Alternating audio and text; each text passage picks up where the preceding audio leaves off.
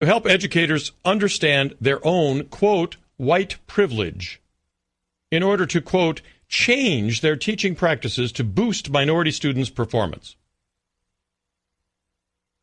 It will boost minority students' performance to teach them, in essence, hatred of white people, which is basically what she's saying.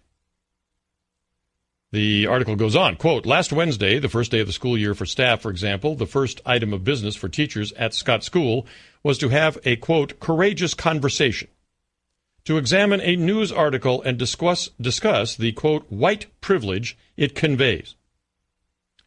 Gutierrez completed a week-long seminar called Coaching for Educational Equity, a program the Tribune says focuses, quote, on race and how it affects life.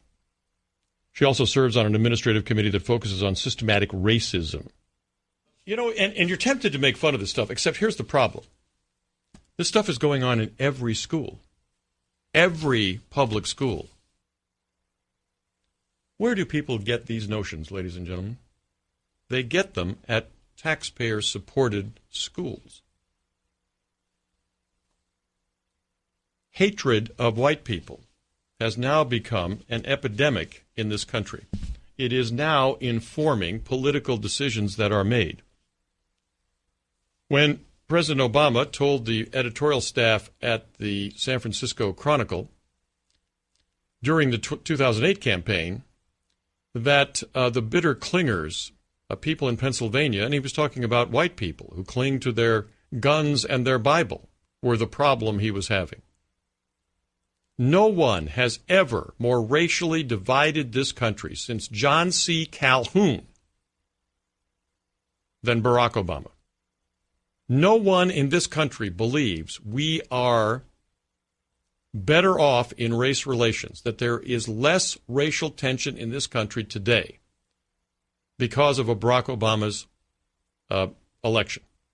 It was the hope, it was my hope, and the hope of many voters, particularly those who did not vote for Barack Obama, that the silver lining here would be that here was a man who understood the history and would bring us together and would get us past the racism question. And it, instead of that, has gone exactly the other way. Racial tensions in this country are at an all-time high in my lifetime, and I lived through the 50s. I lived through Rosa Parks. I lived through Martin Luther King Jr. The consensus was at that time among white people that those civil rights efforts were in the noblest tradition of the American Republic, lived up to our values as expressed in the Declaration of Independence, and lived up to the Republican Party's history, including why it was even formed to get rid of slavery in the first place. Today, do you have that same feeling? Do you have a feeling that all this stuff in the schools, teaching hatred of white privilege, is bringing us closer together, is getting us past racism?